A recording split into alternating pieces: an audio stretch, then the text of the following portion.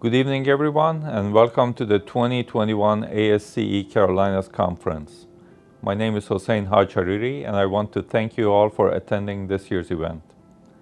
I know the past 3 days have looked different from years past, but they're a showcase to the resilience of our students here at the University of South Carolina and our partner schools attending the conference. As we wrap up this weekend's events, I'd like to introduce this year's ASCE Carolinas Conference keynote speaker. This registered professional engineer is a 1998 graduate of the University of South Carolina and a key member of our college's partnership board. She serves on the Corporate Partnership Council of the Society of Women Engineers and was elected to the National Academy of Engineering in 2018, the highest honor an engineer can receive. She has spent more than 30 years at Bechtel, a trusted engineering, construction, and project management company, and has held a variety of leadership and operations roles. She currently serves as the president of Bechtel Nuclear, Security, and Environmental. It is with great honor that I introduce this year's keynote speaker, Barba Rusinko.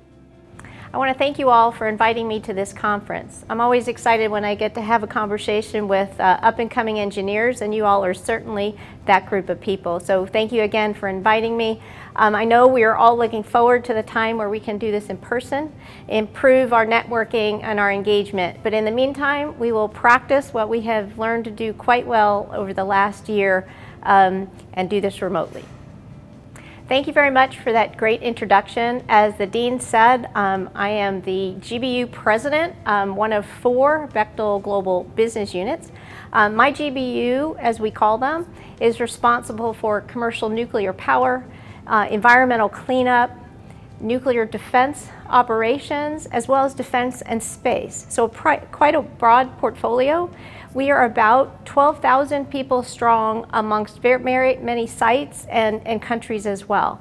I have been with the company for 37 years, and if you all think that's a long time, it is. But I'm going to tell you why it's been a pretty awesome career.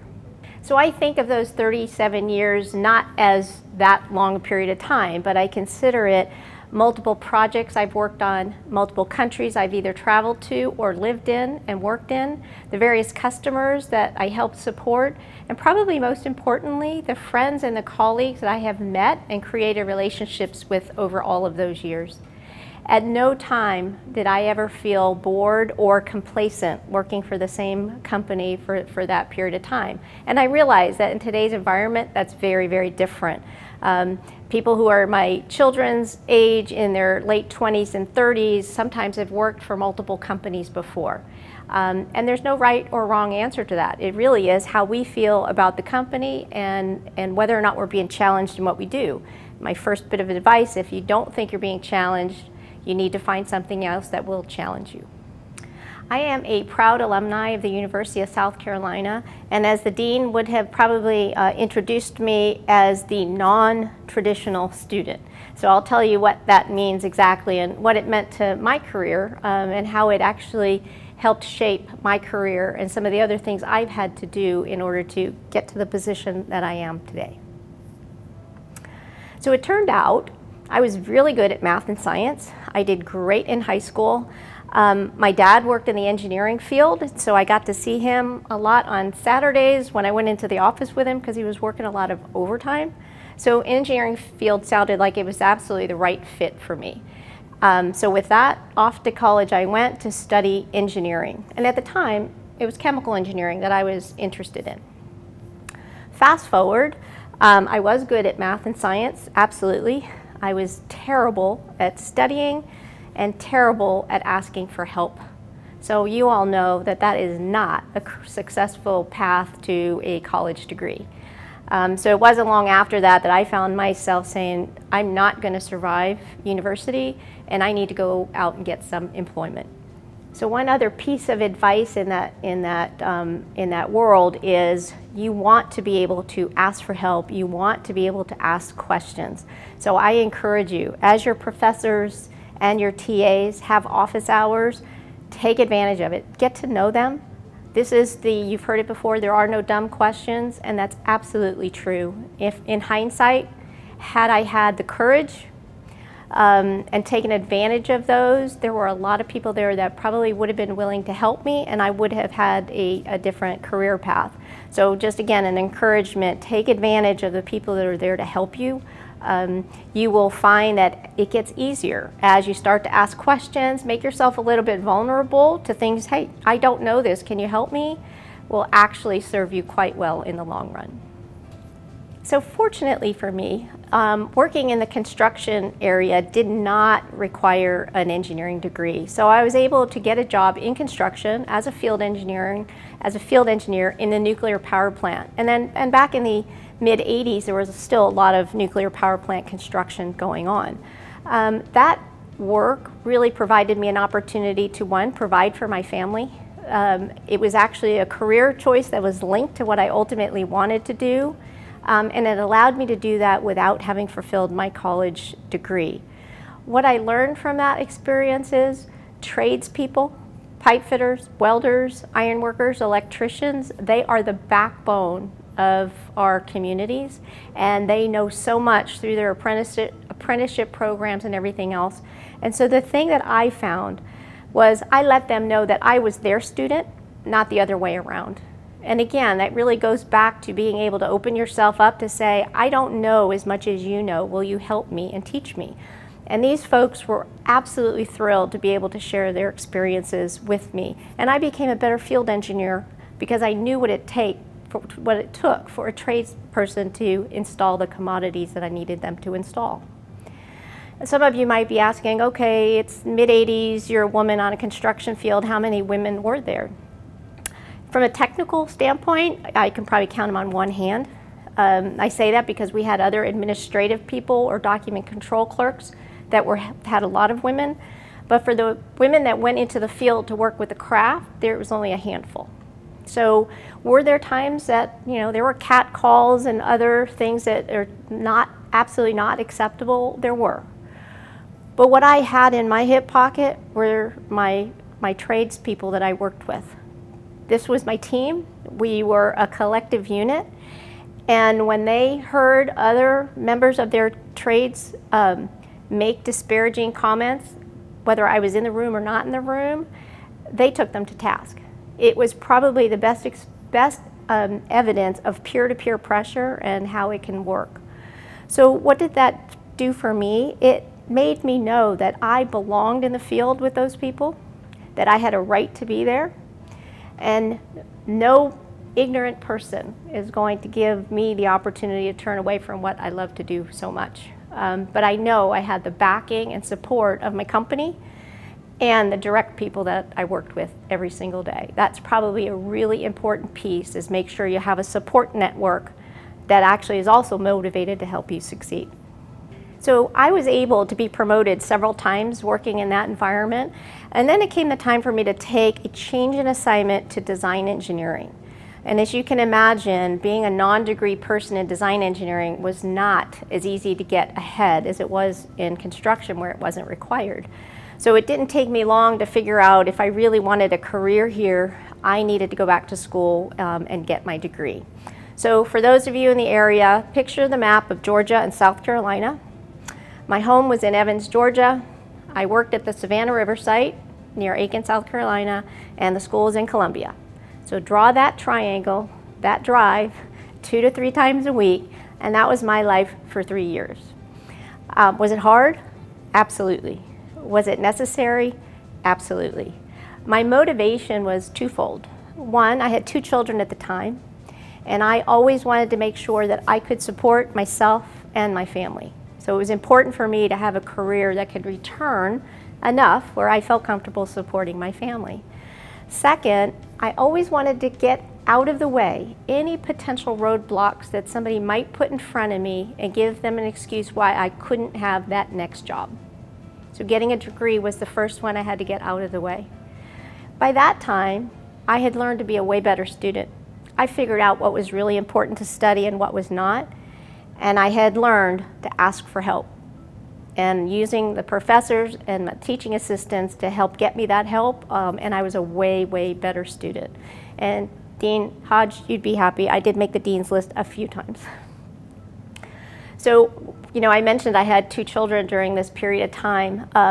Those 2 children spent quite a bit of time in the downstairs, the main building, and those, I'm sure you don't use them anymore, but the blue essay books where we would take our exams, a lot of those in our household ended up as coloring books while they were waiting for me to finish my exams. And I'm really proud to say that professors at the University of South Carolina at that time didn't mind me being inside the classroom taking my exams while my kids were sitting on the couch outside. So just kind of a little funny aside, I had bought myself a Dodge Neon. This was probably 1995, maybe, Dodge Neon, not exactly the height of automotive genius, but I put a lot of miles on that car. So when I finally got rid of it, it was a high miler, but all highway miles, and I only got 1 speeding ticket on I-20, knock on wood. So as I mentioned, I wanted to take as many roadblocks out of the way so nothing would prevent me from achieving, the objectives in my career. And one of those other ones is my PE license. And this is going to be a plug for all of you in the room or remotely in the room to get your PE license as soon as practical. Even if, whatever your career choice is, you choose not to use that PE license.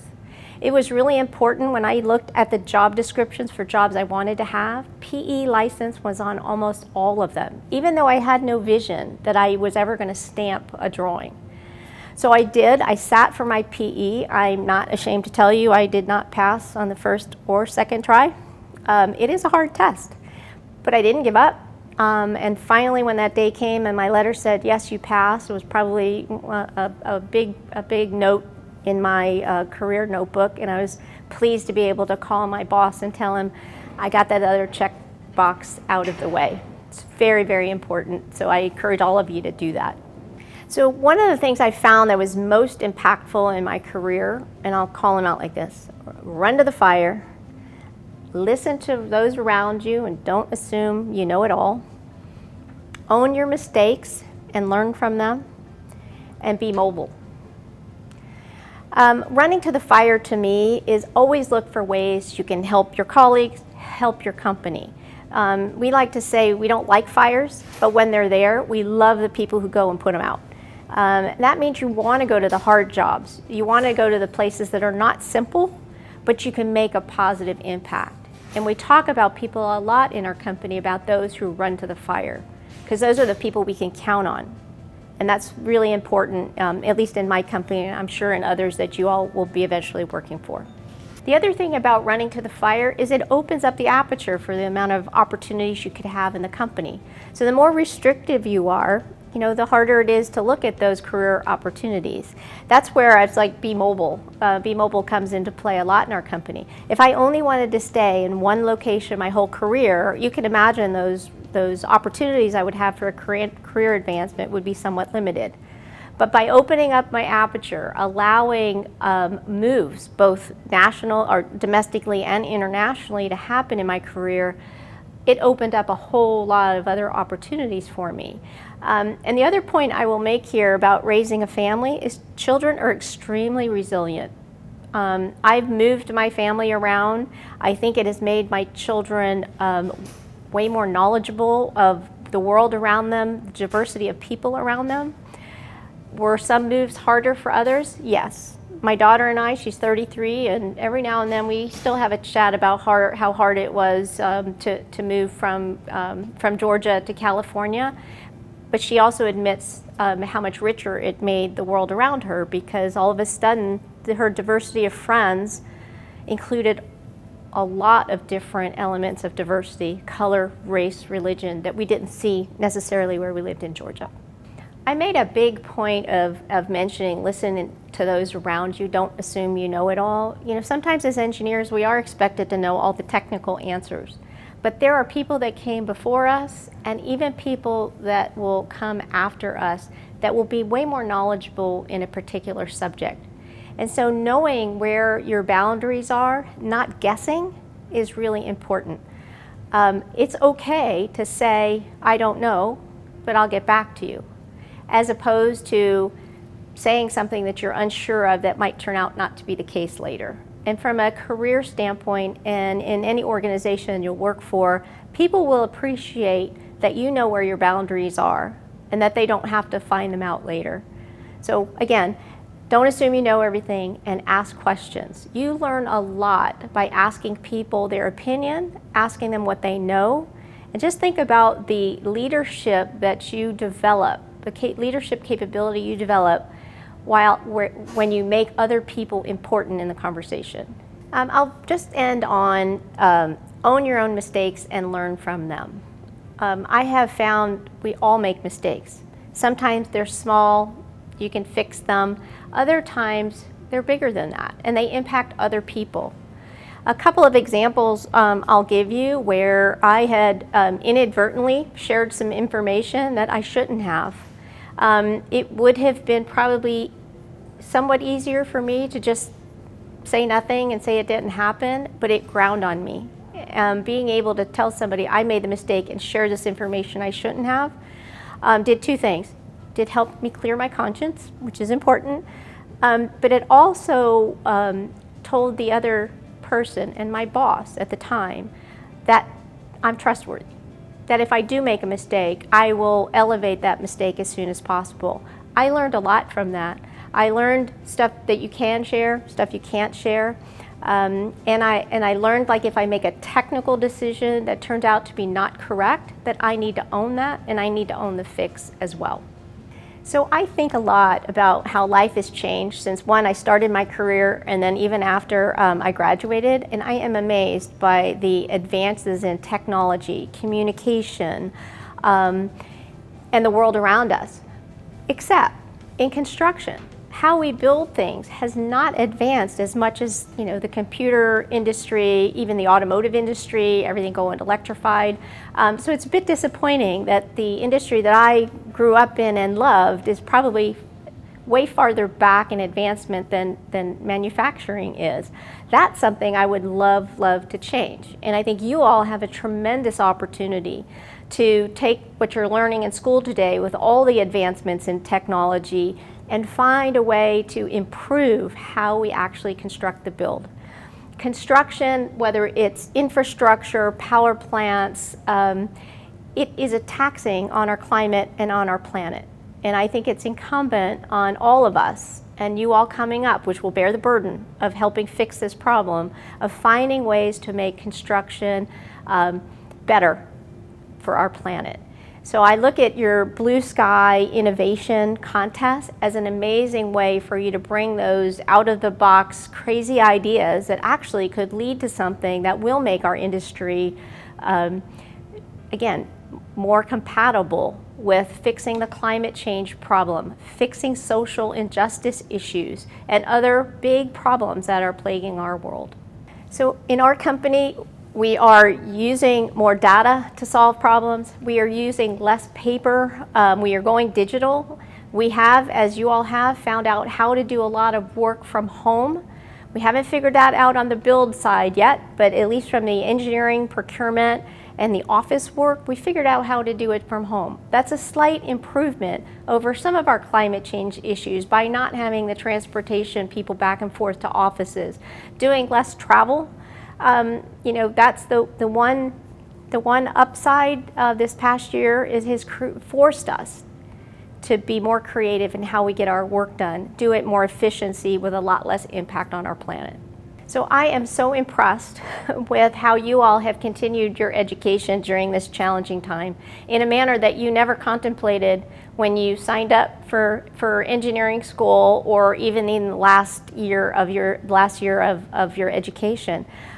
Your resiliency and your ability to do this gives me great hope and great promise that you really are the folks that will help solve these really challenging problems of our world.